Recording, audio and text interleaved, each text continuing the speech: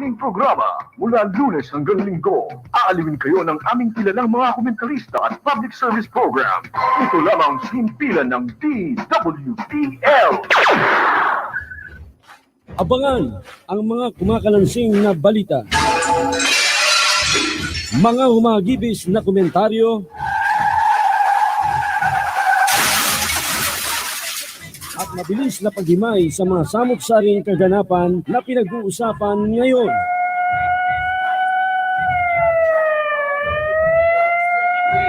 Lahat ng yan ay bibigyan pansin sa programang Misyon Aksyon Ngayon. May kasamang Ben Figura. Programang ito ay rated SPG. Striktong patnubay at gabay ng magulang ang kailangan. Maaaring may masiselang tema, lengguwahe, karahasan, sexual, horror o droga na hindi angkop sa mga bata. Misyon Aksyon Ngayon. Misyon Aksyon Ngayon.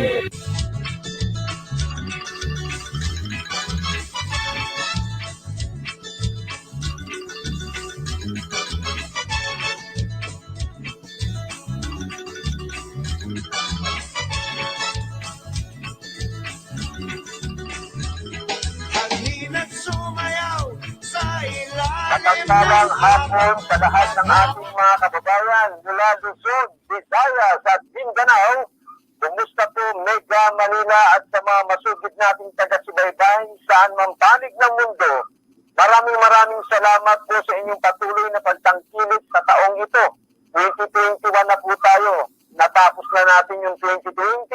Subalit nasa panahon pa rin po tayo ng pandemic. Pero tangkilikin niyo pa rin po ang programang Tunay na Sandigan Misyon Aksyon Ngayon dito po sa impilang DWPL 1242 kHz Serbisyo Publiko. At ako po ang inyong kagapay sa Serbisyo Publiko at Despre ng Masa, Ben Figura. Ngayon po ay araw ng Miyerkules, ika-13 sa buwan ng Enero, at nasa linya na po natin ang President and General Manager ng Quintic Janitorial and Pest Control Services, no other than Mr. Alvin Estrella. Magandang hapon na paring Alvin, bumati ka muna. Magandang hapon sa iyo, kasamang Ben, at ganoon din sa mga nakikinig ngayon sa Mission Action ngayon. Paring Alvin, nakapag-renew ka na ba ng inyong business permit? Matanong ko lang. Ongoing pa lang ngayon, paring Ben, dahil sobrang dami yung mga taong nakapila sa City Hall. So, dito sa Antipolo, may tax relief program ang ating buting Mayor Anding Inares, yung kumita lamang ng below 200,000 during the 2020 year, merong diskwento or 100% pa nga na ibinibigay na insentibo. Sa Manila ba, may ganyan ding program, tax relief program si Mayor Isko? Wala pa akong nababalita na ganyan, paring Ben, pero magandang panimula yan para sa mga negosyante na katulad natin na hindi naman kalakihan ng ang negosyo, no, yung tinatawag nating SME, no, malaking bagay yan para makatulong sa kanila. So lahat ng negosyante, yan ang burden ngayon, yung renewal ng business permit. At alam naman natin for the past year, laging mayroong increase ang paniningil ng business permit, and hoping naman na hindi naman ganun kabigat sa iba bang city and localities ang magiging ipapasa ng mga taxpayer. Pero anyway, other concern natin na may nabanggit ka na isa ngayon sa nangyayari sa kasalukuyan ay ang online selling ng mga pesticides kasamang Alvin. Yan nga ang sana ang gusto nating ipabatid, no, sa ating industriya, na bagamat yung pinangako ng FDA na magkakaroon ng monitoring na sila, no, at pag-handle na dito sa mga pest control operator or applicator, ang nakakalungkot walang lumabas noong December at Enero na ngayon. So, kinakailangan magpa-renew ng mga business permit, pero unfortunately, wala yung registration o yung accreditation na tinatawag nga katulad ng ipinangako ng FDA para sa mga pest control operator at applicator. So dahil nga sa kakulangan ng ahensya ng gobyerno na para mag-regulate sa mga pesticide na ginagamit, no, laganap na ngayon sa online yung tinatawag nating usong-uso ngayon yung online selling. Itong mga chemicals na naka-registered naman ang iba. Kaya lang hindi natin mapigil ngayon yung tinatawag na mga chemicals na galing sa ibang bansa na syempre na-order yan, no? Marami ngayong courier na naghahatid. At mga chemicals din naman mabibili natin dito sa ating bansa, pero hindi na ito yung mga hindi na ito yung mga authorized distributor at saka supplier sa mga nagbebenta. Kaya hindi maiwasan na dahil nga kung sino-sino lang bumibili, maaaring yung mga fly-by-nights,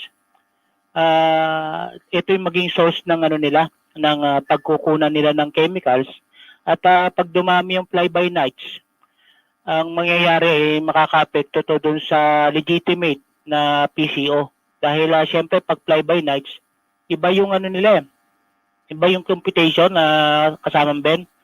Mababa yung overhead nila, wala naman sila binabayarang mga empleyado at mga yung taxes at saka yung benefits ng mga trabahador nila, mababa nila mabibigay yung presyo. In fact, doon sa isang legitimate PCO, maraming consideration na tinitignan May mga expenses yan. Kaya kung ikukumpara mo, malaki talaga yung difference ng presyo ng fly-by-nights at saka ng legitimate PCO kasamang Ben. So paring Alvin, ang problema lamang ay napakahirap ulihin yung mga unregistered products and chemical galing sa mga fly-by-night manufacturer and sellers, lalong-lalo na ngayon na napakaabala ng FDA para doon sa bakuna laban sa COVID-19. Kaya hindi na nila nabibigyan ng extra attention yung mga unregistered products na kumakalat ngayon sa iba't ibang pamilyan, especially dyan sa Divisoria, paring Alvin. Oo nga, kasamang Ben, hindi rin natin masisi dahil nga sa ongoing na pandemic pa tayo dito sa Pilipinas, hindi yan matutukan talaga ng FDA. At may kakulangan sila sa manpower para gawin yung mga trabahong ganyan. Kaya nga isa sa suggestion ng bumubuo ng group FB group natin na humingi tayo ng tulong doon sa mga distributor at chemical supplier, which is yung mga pesticide nga. May mga authorized naman na distributor at supplier yan dito sa Pilipinas Dapat isa publiko nila na yung pagbebenta ng mga pesticide ay dapat mabili lamang yun ng mga authorized personnel katulad ng mga PCO at saka applicator. Kasi kung laganap ang bilihan yan, kung magagamit ng mga fly-by-nights, makaka-apekto ng malaki sa business ng mga legitimate PCO yan. Paano kung hindi fly-by-night ang gumamit niyan? Paano kung masasamang loob at gamitin kung saan-saan yung mga pesticide na yan? Nabibili yan sa online. Kung may madisgrasya ng mga lason na yan, sa huli, saka lang nila mapapansin yung dapat na sana naayos. No, sinasabi nga nila kung kahit sino pwede nang bumili ng mga lason o yung mga pesticide. At hindi na yan kailangan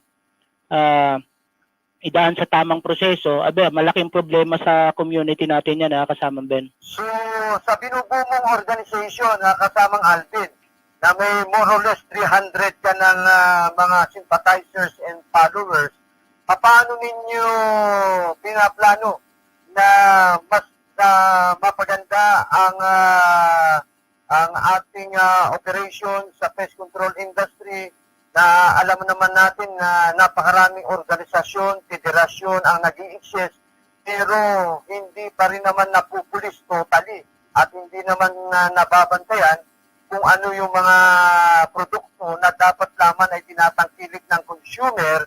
As you mentioned nga, mga produktong galing sa fly-by-night and at the same time, mga unregistered products na dahil mura ay hindi natin iaalis na ito ay tanggalin ng ating mga kababayan.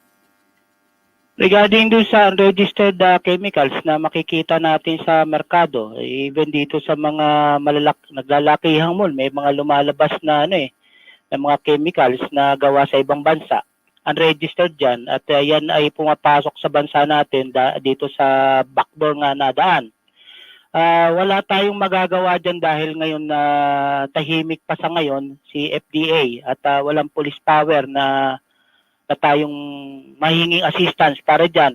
Pero doon sa mga hindi authorized na tao na nagbebenta ng online sa mga registered chemicals, yan yung hihingin natin ng tulong sa mga legitimate supplier at distributor ng mga pesticide na dapat isa publiko nila na sila lamang ang pwedeng magbenta at ang pwede nilang bentahan ay yung mga authorized sa PCO lamang.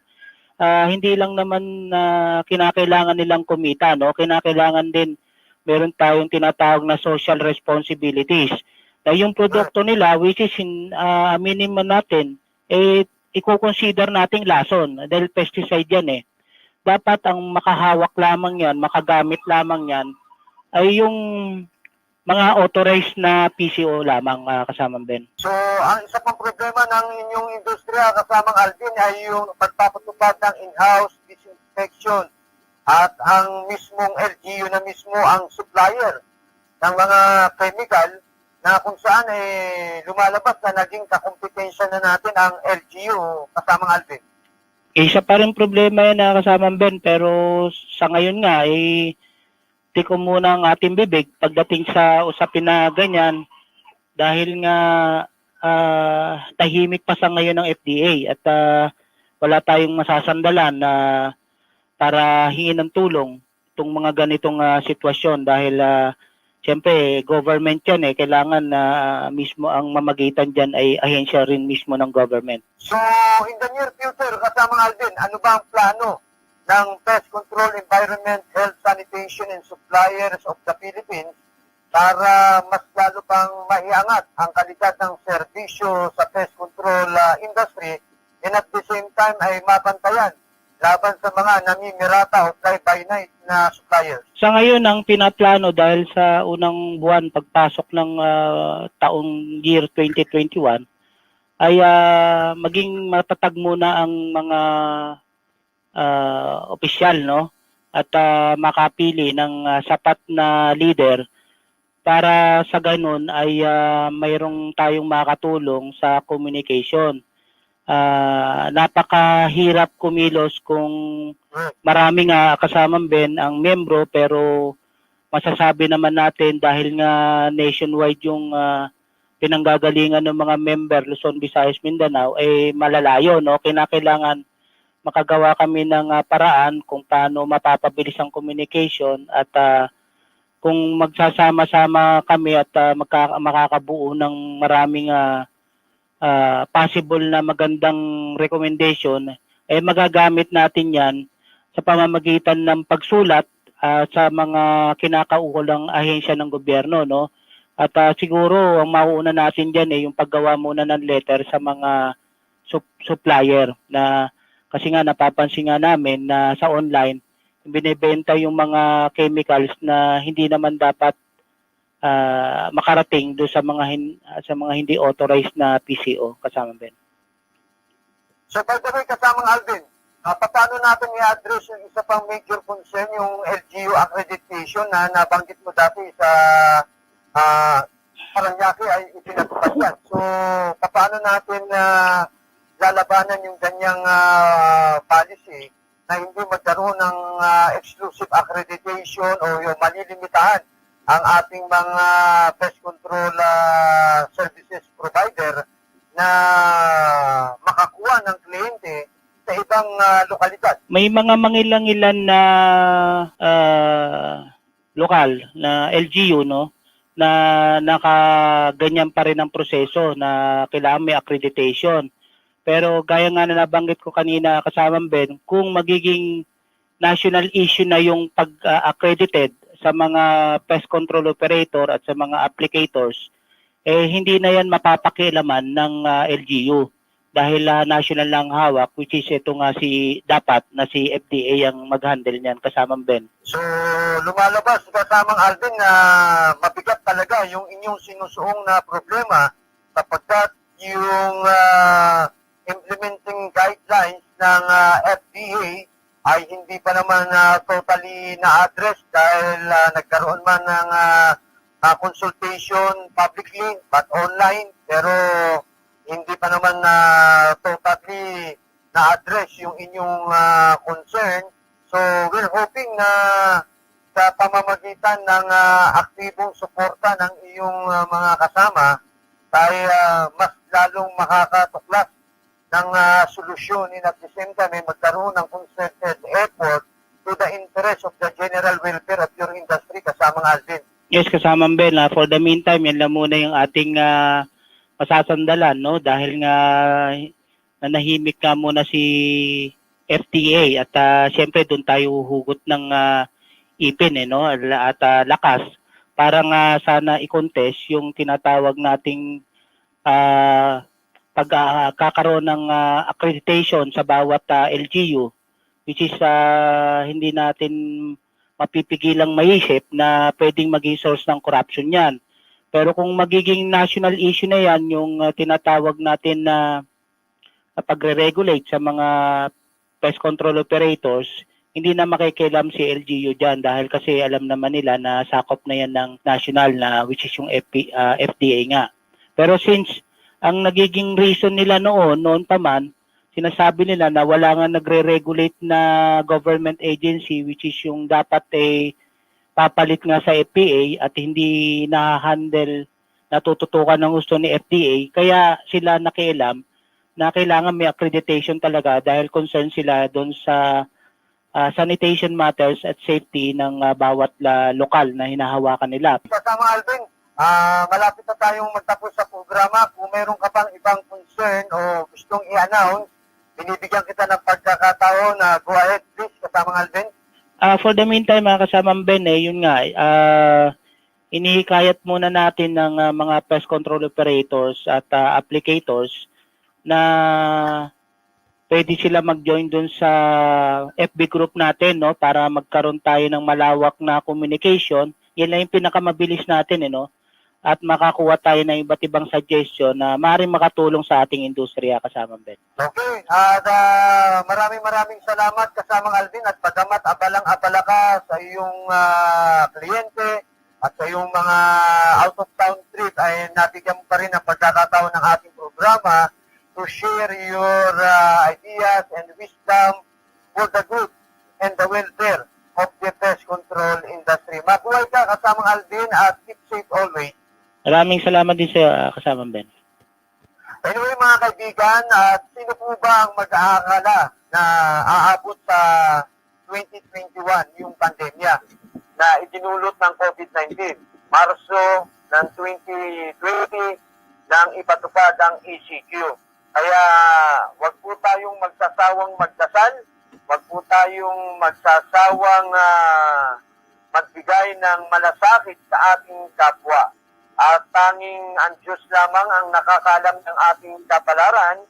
So sa panahon po ng pandemya, nakita natin at nalaman kung sino po ang ating mga tunay na kaibigan, mga kamag-anak na tunay na nagdarasal para sa ating kaligtasan. And before I end this program, muli ay pinasasalamatan ko si Colonel Roden Tocayo Tenco ng Philippine Air Home Security Agency, si Paring Manuel Manigo ng National Labeling Enterprises, ang Real Brotarlo Real Law Firm sa panguna po ni Atty. Paris Real, Atty. Manny Brotarlo at Atty. Sherwin Real, at siyempre pa ang ating partner sa programang ito na katatapos lamang na narinig nyo si Paring Alvin Estrella. So sa mga nangangailangan ng disinfectant pangontra sa anumang virus, pwedeng ipunas at spray, makipag-ugnayan sa Clean Pigs Janitorial and Pest Control Services, tawagan 8985-5103, 8743-7376, 0922-839-4545, 0921-309-4545. Ngayon tumataas ang bilang ng biktima ng COVID-19 at kinakailangan ng doble ingat at kinakailangan ang pag-disinfect ng ating mga gamit sa ating bayan at opisina. At sana po ay naibigay namin ang mga mahalaga impormasyon kaugnay sa Bureau of Jail Management and Penology at sa aking mga kasama sa Antipolo Green Heights Subdivision of Owners Association. Last January 3, nakapag-meeting pa rin po kami. At maraming salamat sa ating mga kasama sa pangunguna ni Vice President Nelson Teodoro, Treasurer Felix Auditor, ang ating tatay ng homeowners, si Auditor Tatay Felix Takulot, Secretary Jess Sembron, Chairman Edong Adamo sa mga Board of Directors, kasamang Mark Milenio, at Pakatang Toto Eusebio Paisario Prestado, Mario Lumibaw, Tito Bodoria, Richie Lirin, Willie Pinga, Director Liberato Abinido. So ngayon po ay in the peak of the preparation na po tayo ng annual report na isusumiti before the month end ng Enero. Isusumiti natin ang annual report sa Housing, Land Use and Regulatory Board. At thank you nga pala kay Attorney Dunstan San Vicente na natagong ko pa kung sino yung Region 4A Director. Si Attorney Dunstan San Vicente naman po ang Region 4B Director ng Housing and Land Use and Regulatory Board. At samantala, maraming salamat po sa mga sumubaybay. Si M. Sky Barto, si Ate Alex Juneda, Benjo, kung sige itaas mo ulit yung mga pangalan para ma-acknowledge natin. Si Randy Santisas, si Angelo Redaha, ang aking anak si Ben Angelo Figura, at bala sa Pakatang ang birthday celebrant, Leoncia Katulay, at sa iba pang mga nanood sa Facebook live streaming, maraming salamat. Naway naging makabuluhan, pinapulutan ng mahalagang impormasyon ng ating Wednesday program, January 13, at lagi ko pong ipinapaalala, money is good, but don't love it, for the love of money is the root of all kinds of evil. We always do our best, and God will surely give the rest. Sa technical side, maraming salamat kay Engineer Arnold. Sa production side, maraming salamat kay Ben Joseph na abalang-abala sa kanyang gadget. At si Alvin, Ben Joseph, mamaya yung module mo pagkabalaan mo. At muli, ito po ang inyong programang Tunay na Sandigan, Misyon, Aksyon ngayon. At ako po si Ben Figura, kagabay sa serbisyo publiko at best friend ng masa, patuloy na nagtataguyod ng responsabling pamamayag, ating isa puso, bayanihan at malasakit sa ating inang bayan. Muli, pakinggan ang lahat ng programa dito po sa DWBL at ito po ang programang nag-aalay ng serbisyo publiko na sa nakaraang buwan ng Agosto 2020 po ay naging top 10 po ito among the EM station. Congratulations po sa DWBL.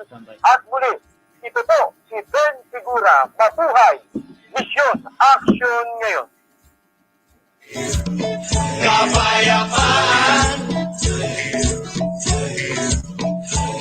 Misyon Aksyon ngayon.